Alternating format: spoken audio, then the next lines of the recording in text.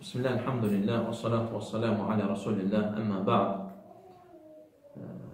Qısa olaraq önəmli olan bir məsələlərdən birinə Şeyx İbn Ütheymin rahiməhullah Riyadus Salihinin şərhində toxunub qardaşlarım. O da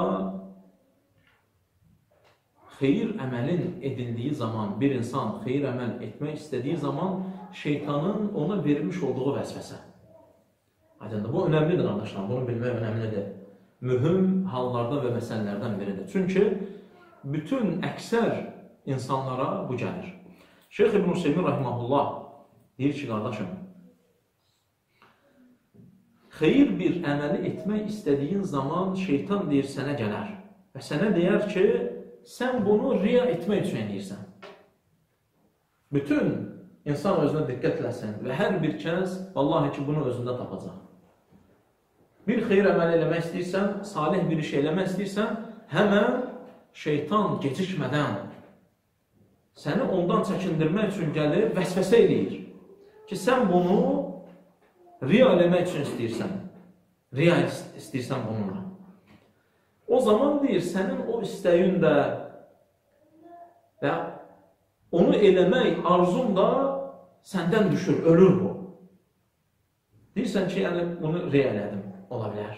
Vəsvəsə oynayır üçün də, öldürür səni. Və himmə düşür. O istəyi, o hansı ki, xeyrə həqiqətən gözəl bir şəkildə yönəlmişdir, o aşağı düşür. Lakin deyir, Şeyx İbn Ütheymin rahiməhullah deyir ki, sən bu vəsvəsəyə diqqət eləmə, ona tərəf yönəlmə, fikir vermə deyir. Ona tərəf nə eləmə?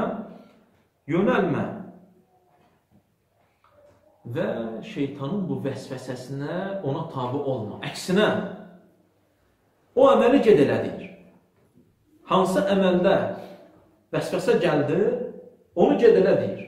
Diqqət eləmə ki, düşünmə ki, vəsvəsə gəldi, himmən düşməsin.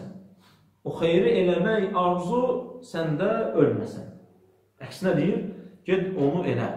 Səndən bir adam soruşsa, sən bunu riya üçün elədin, sənin cavabın nə olacaq? Yox, elhamdülillah yox. O zaman şeyx deyir ki, İdən, bu deyir, o zaman bu vəsvəsədir deyir.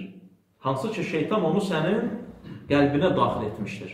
Hansı ki, şeytan bu vəsvəsəni sənin qəlbivə daxil edeyim. Və ona fikir vermə deyir və ona yönəlmə. Ona fikir vermə, ona yönəlmə. Allah Azze və Cəllə bizi eşidib faydalananlardan eləsin.